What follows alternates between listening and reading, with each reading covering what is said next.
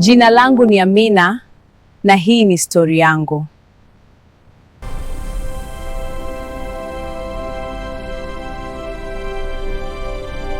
Amina aliamka polepole. Sio kwa sababu usingizi ulikuwa umemshika, bali kwa sababu moyo wake ulikuwa mzito kuliko usingizi. Mwanga wa asubuhi ulikuwa unapenyeza taratibu kupitia mapazia meupe ya chumba chake kidogo. Ndege walikuwa wanalia nje kama kawaida yao.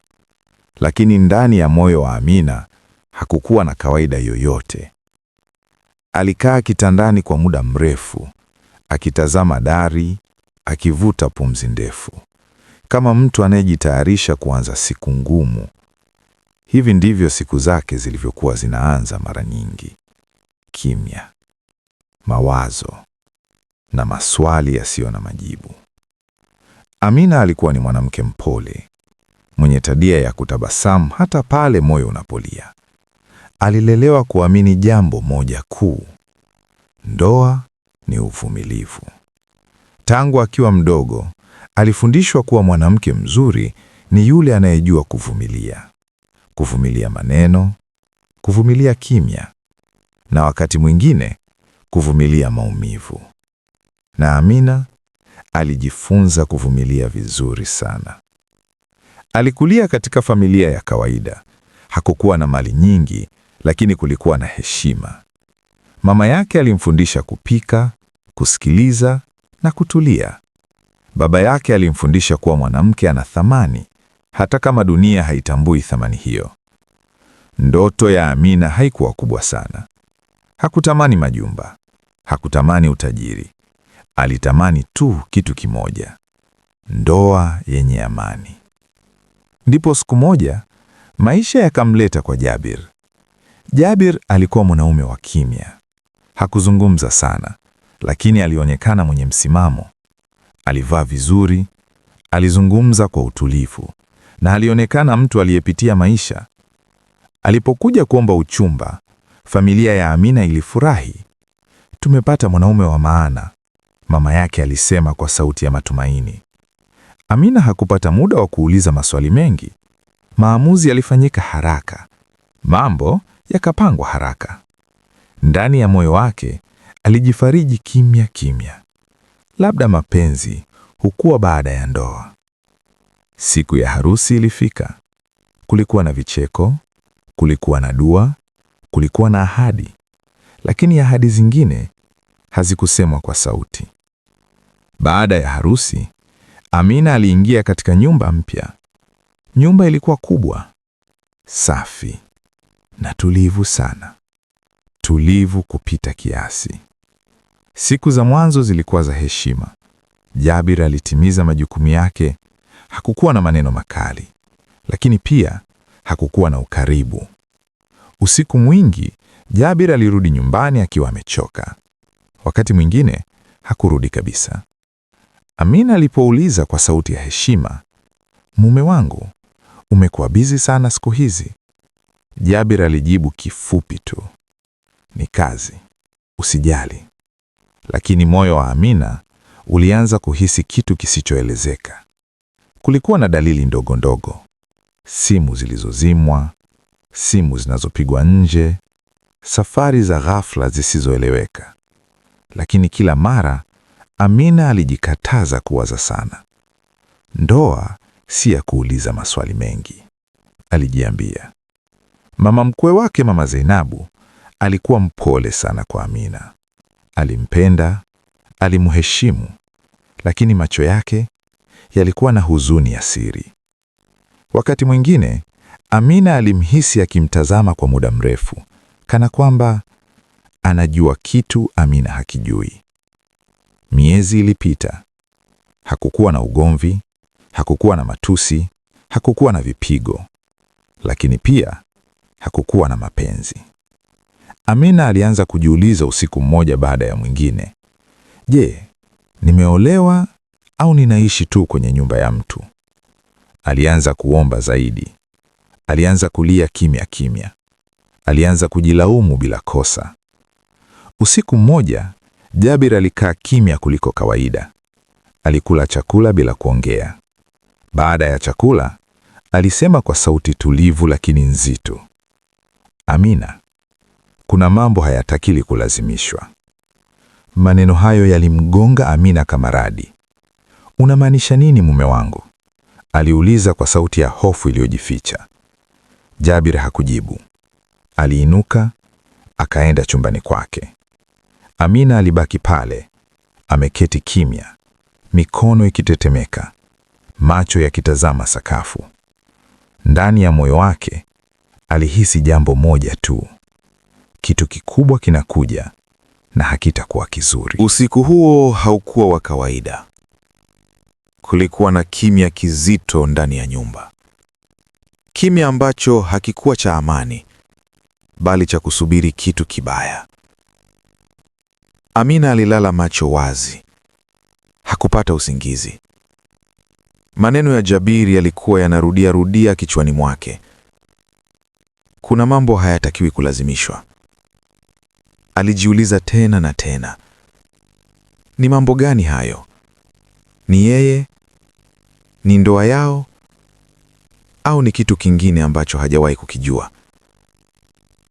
Moyo wake ulikuwa unapiga kwa kasi, kama mtu anayesubiri hukumu ambayo hajui ni ipi. Asubuhi ilipofika, Amina aliamka mapema kuliko kawaida.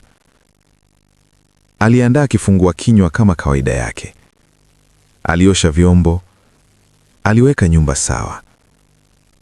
Lakini mikono yake ilikuwa inafanya kazi, wakati akili yake iko mbali kabisa. Jabir alitoka chumbani. Alikaa mezani. Alikula kimya kimya.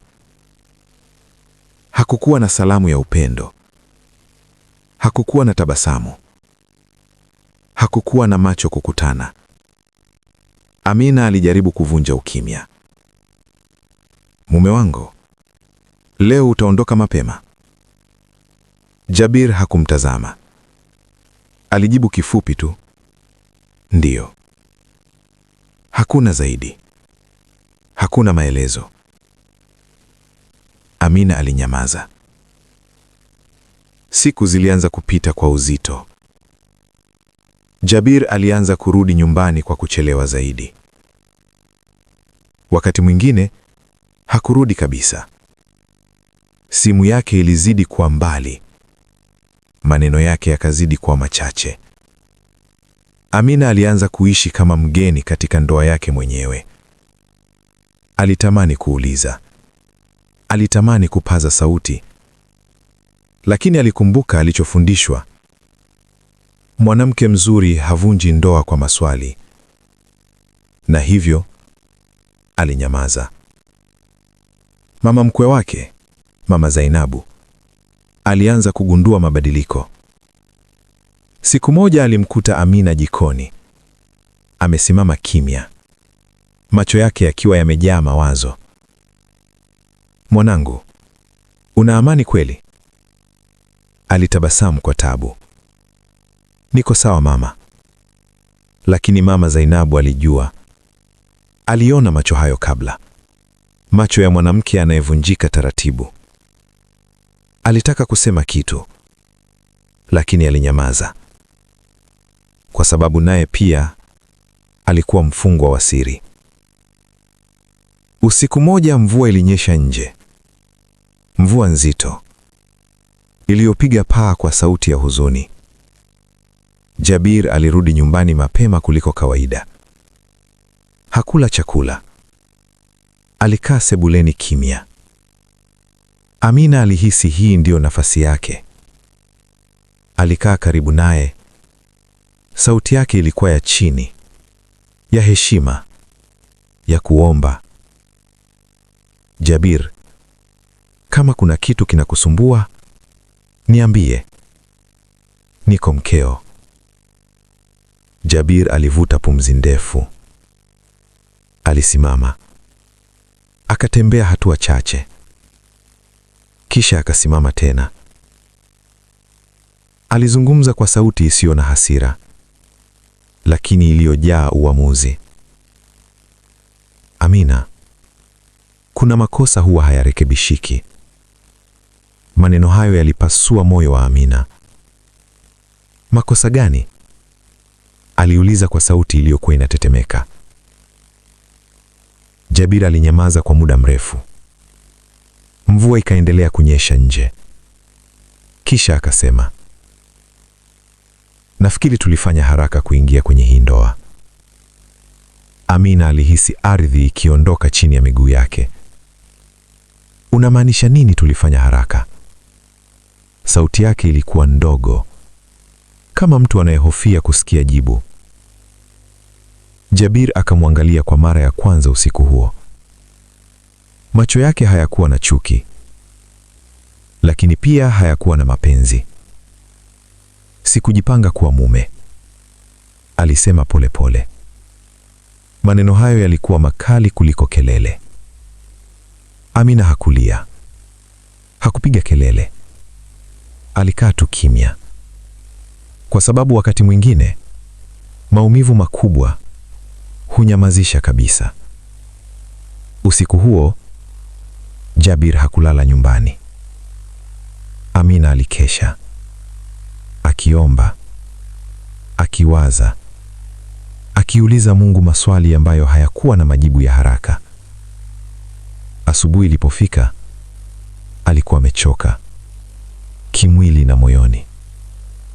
Siku chache baadaye, Jabir alimuita Amina akae sebuleni. Mama Zainabu alikuwa pale pia. Uso wa mama ulionosha huzuni nzito. Alikuwa anajua kinachokuja. Jabir akakaa wima. Sauti yake ilikuwa tulivu, lakini maneno yake yalikuwa mazito. Amina, tutaka kufika mwisho wa hili. Amina alimtazama mama mkwe wake. Mama akainamisha kichwa.